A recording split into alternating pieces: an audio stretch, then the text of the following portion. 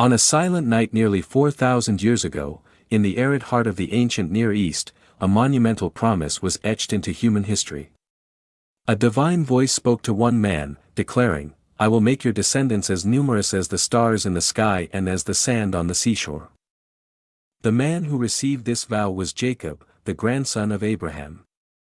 After a legendary, night-long struggle with a mysterious divine being, his name was changed to Israel, meaning, he who strives with God. Jacob fathered 12 sons by 4 different women.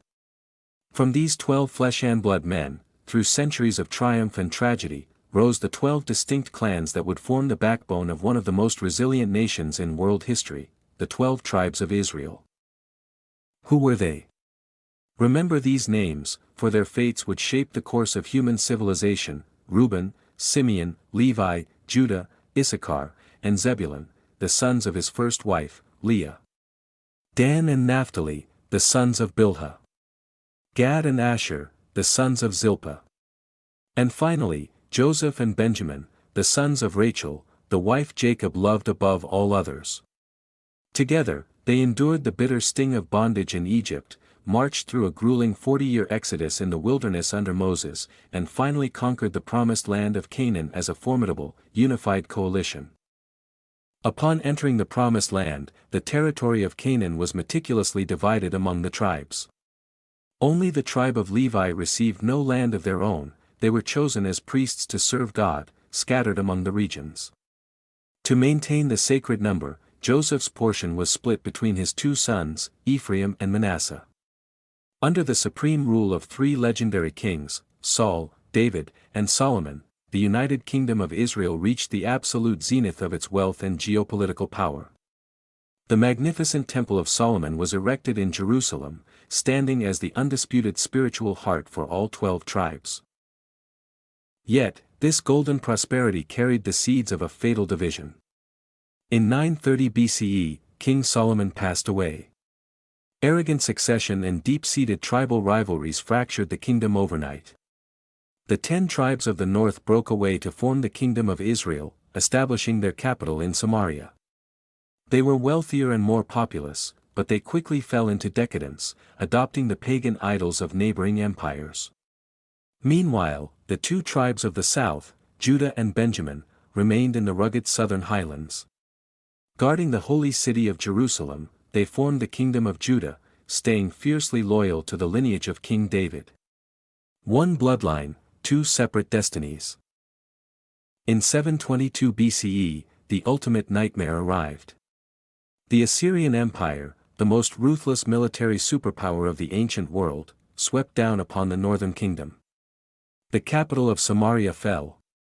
Executing a brutal policy of forced deportation, the Assyrian king ordered the systematic expulsion of the elite, the warriors, and tens of thousands of citizens from the 10 northern tribes. They were marched in chains to the far reaches of the empire, into Mesopotamia and modern-day Iran. Foreigners were brought in to occupy the empty land. In an instant, the northern kingdom was wiped off the map. Since that dark historical milestone, a profound mystery has captivated humanity: the 10 northern tribes completely vanished. They never returned. Where did they go? Modern historians suggest a grim reality: they were simply assimilated, blending into the cultures of their conquerors until their original identity was lost to time. But faith and folklore tell a different story. For over 2 millennia, explorers and scholars alike have searched for the lost 10 tribes. Astonishingly, today, remote communities across the globe hold bizarre secrets.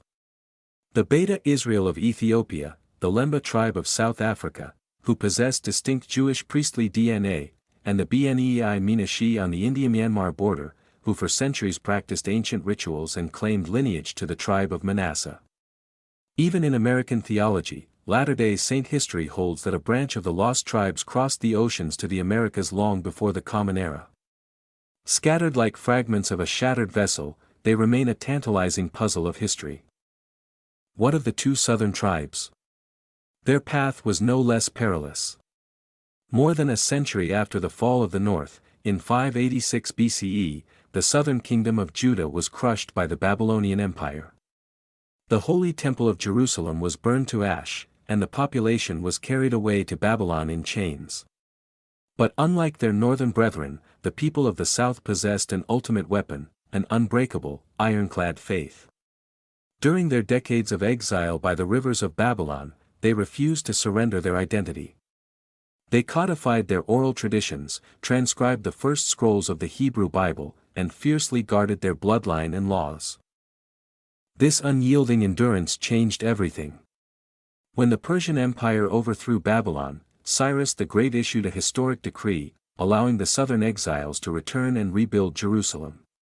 Because the tribe of Judah made up the vast, overwhelming majority of those who returned, the world stopped calling them Israelites. They became known as the people of Judah, Yehudi in ancient Hebrew. Over the centuries, this word evolved into Jew in English, giving birth to the Jewish identity we know today. When you look at the Jewish people today, you are looking at the direct blood descendants of the southern tribes of Judah and Benjamin, survivors of millennia of exile, persecution, and genocide. But the saga of the 12 tribes is not entirely over. In the prophetic books of the Bible, there remains an ancient prophecy, a promise that at the end of days, a great trumpet will sound, gathering all the lost and scattered tribes from the four corners of the earth back to the Holy Land. The 12 tribes of Israel, a single family torn apart by geopolitics, warfare, and time. Some went on to build the modern Jewish world, while others still sleep beneath the thick dust of antiquity. Who they were, and where they went, is a question that perhaps no longer belongs to the realm of archaeology, but to the miraculous endurance of a faith that defied time itself.